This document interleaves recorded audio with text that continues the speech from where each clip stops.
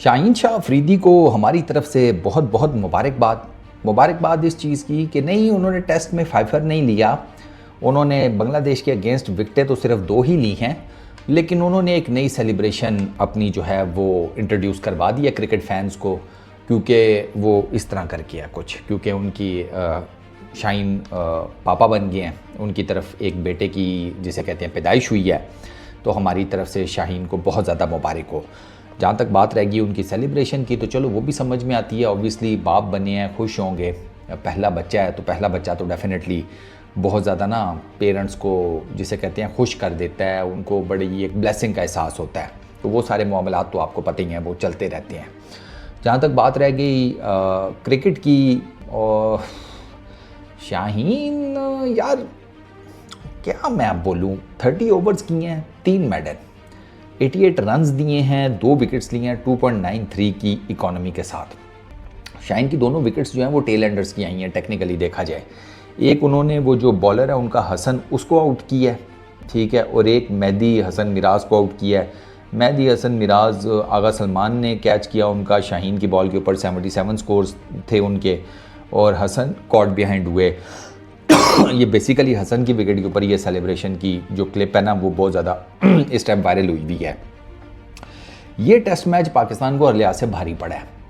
पिंडी cricket stadium वाला pitch नहीं सही रीड हुई पाकिस्तान की क्रिकेट टीम से, पाकिस्तान के कप्तान से, पाकिस्तान की सारी जो सीनियर लॉट है टीम में, इनसे कोई नहीं पिच सही रीड हुई, वो नज़र आ रहा है।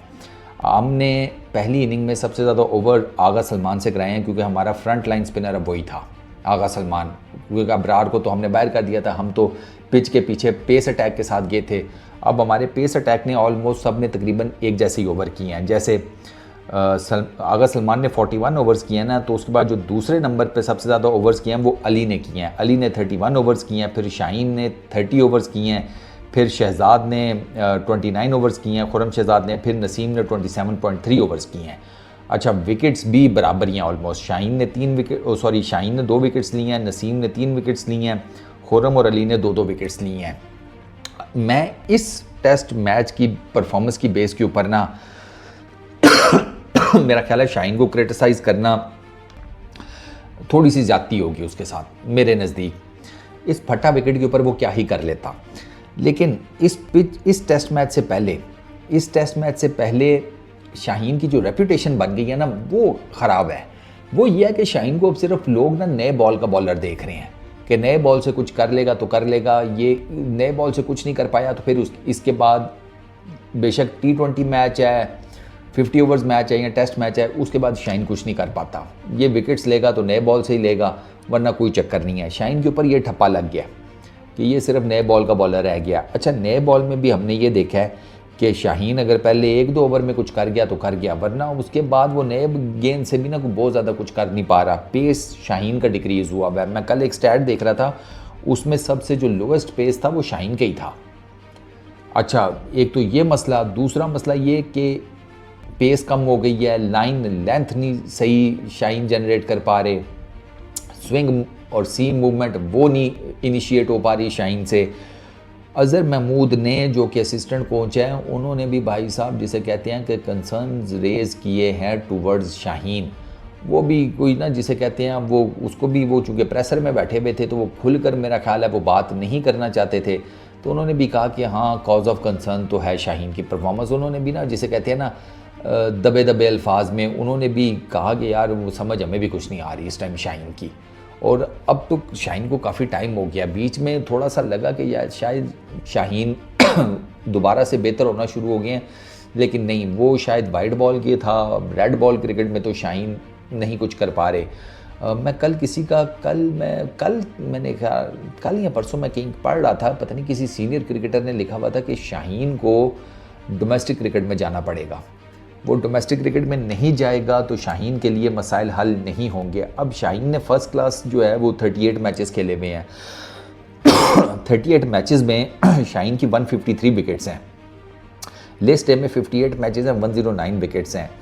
शाहीन के टेस्ट मैचेस 29 हैं, 113 विकेट्स हैं।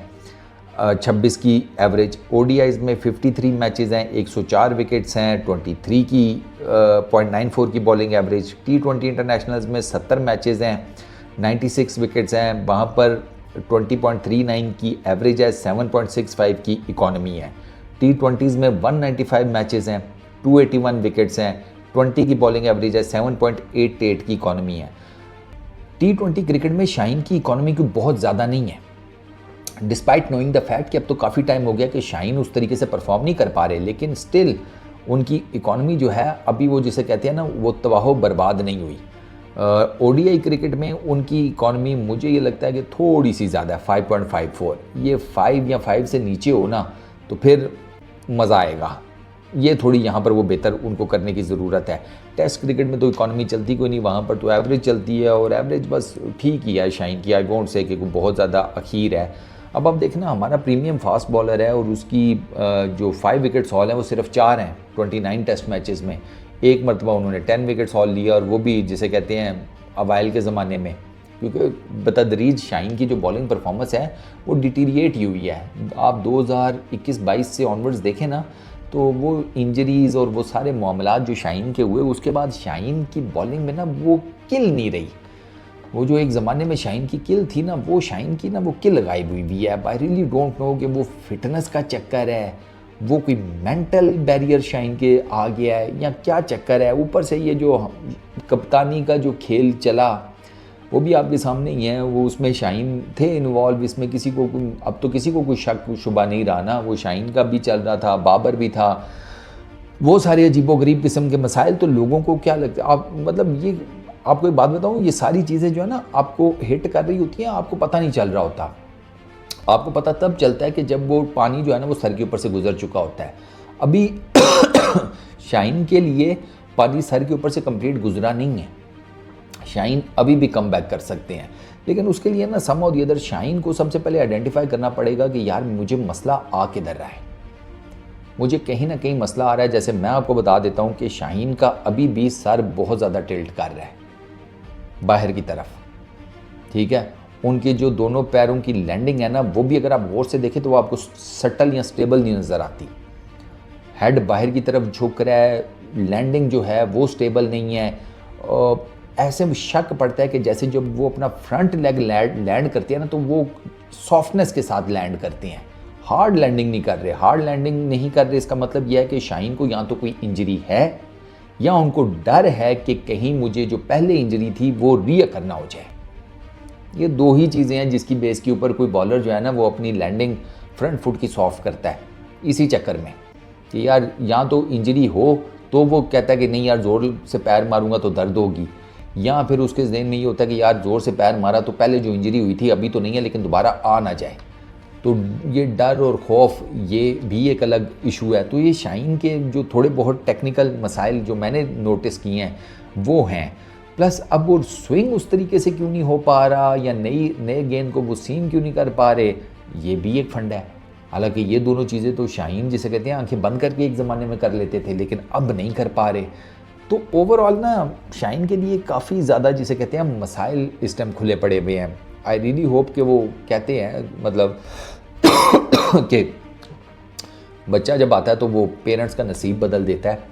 तो आई रियली होप कि शाहीन की तरफ जो बेटे की पैदाइश हुई है वो शाहीन की किस्मत को लगे हुए जो ताले हैं इस टाइम उनको खोल दे, शाहीन की बॉलिंग में बेहतरी आ जाए। क्योंकि हमारे पास शाहीन जैसा पेसर आपके सामने ही है यार।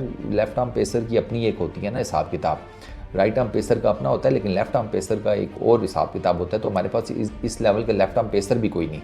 तो आई रियली होप कि शाहीन जो है वो एक स्ट्रॉन्ग किस्म का कमबैक करें यार तीनों फॉर्मेट में, और वो बहुत ज़्यादा ज़रूरी है।